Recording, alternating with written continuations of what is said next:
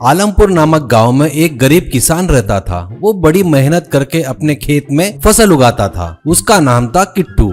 उसको एक पत्नी और बच्चे भी थे। वो लोग अपने खेत के बाजू में ही झोपड़ी बनाकर झोपड़ी में रहते थे।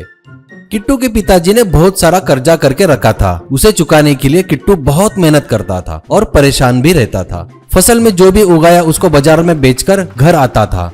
वो देख कर्जा देने वाले तुरंत आ जाते थे। उनको पैसे देने के बाद हाथों में नहीं के बराबर पैसा रहता था। वो देख पत्नी, क्या है जी, इतनी मेहनत करके कमाया पैसा ब्याज में ही चला गया। अब इतने पैसे में अपना घर कैसे चलेगा? ये कर्जा कब खत्म होगा जी? किट्टू, हारे मेरे पिताजी की किए सो गलती की सजा अपन लोग भुगत रहे हैं। उन्हें जो शौक पाल रखे थे उसमें अपनी जमीन जायदाद चली गई और कर्जा अपने ऊपर डालकर चले गए आराम से, कहकर दुखी होते हैं।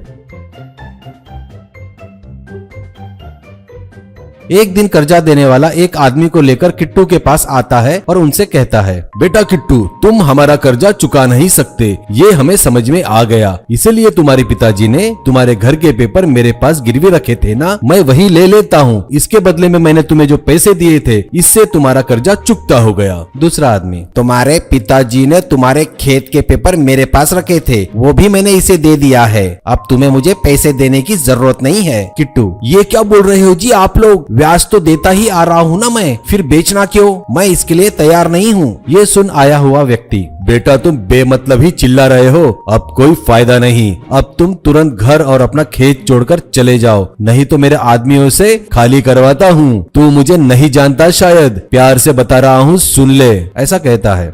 ये सुनकर वो अपना सामान लेकर घर और खेत छोड़कर दूसरे गांव की तरफ निकलता है।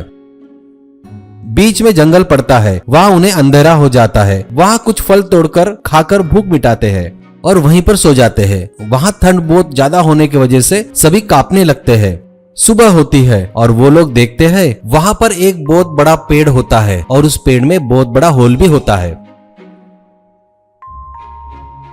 वो लोग अंदर जाकर देखते हैं तो उन्हें वो बड़ा पसंद आता है। किट्टू अपनी पत्नी से कहता है, अपन पड़ोस के गांव में जाकर काम करने से अच्छा है यहीं रहकर जंगल में मिलने वाले जंगली कंद और शहद जमा करके बेचते हैं तो पैसा अच्छा आएगा। पत्नी, सही बोल रहे हो जी, वहाँ जाकर काम करने से तो अच्छा है यही थोड़ी मेहनत करेंगे तो अच्छा रहेगा। और वो सभी लोग जंगल में कंद और शहद जमा करके हाईवे के बाजू में बेचने लगे।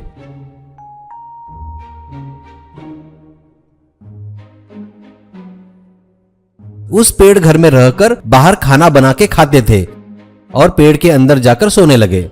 एक दिन किट्टू एक पेड़ पर चढ़ता है किसी कंद के लिए। उसे पेड़ के नीचे कुछ बात करने की आवाजें सुनाई देती है। नीचे कुछ चोर लोग बातें करते रहते हैं। उसका नाम था नायक। सब लोग ध्यान से सुनो, मुझे लगता है अपना ठिकाना पुलिस को पता चल गया है, इसलिए हमें दूसरा ठिकाना ढूंढना पड़ेगा। अगर किसी को कोई अच्छा ठिकाना पता हो तो बताओ, अपना और अपने लोगों का चोरी का माल लेकर वहाँ चलेंगे। इसमें से एक बंदा बोलता है, मैंने यहाँ से कुछ दूर पर एक बहुत बड़ा पेड़ देखा है, उसमें एक बहुत बड़ा होल है, मुझे लगता है वो अपने लिए ठीक रहेगा, ऐसा कहता है। नायक, ऐसा है क्या? लेकिन बरोबर देखा ना, वहाँ कोई रहता तो नहीं ना? नहीं भाई, वहाँ कोई नहीं रहता, खाली है वो जगह, उसे देख के भी बहुत दिन हो गए, एक बार मैं जाके चेक करके आता हूँ। ऐसा बोलकर वो सभी लोग वहाँ से चले जाते हैं। उसके जाने के बाद पिट्टू पेड़ पर से ही कूदता है और घर की तरफ तेजी से भागने लगता है और घर जाकर सबसे कहता है, मैं जैसा बोलूंगा वैसा ही करो, ठीक है, ऐसा कहता है। अब वो उनका पूरा सामान लेकर एक पेड़ के पीछे छुप जाते हैं और देखते रहते हैं। तभी वहाँ एक चोर आकर अच्छे से देखता है, चेक करता है और वहाँ से चला जाता है। कुछ देर बाद वो चोर लोग लूटा हुआ धन बोरे में लाकर वहाँ रखते हैं और उस घर में रख देते हैं।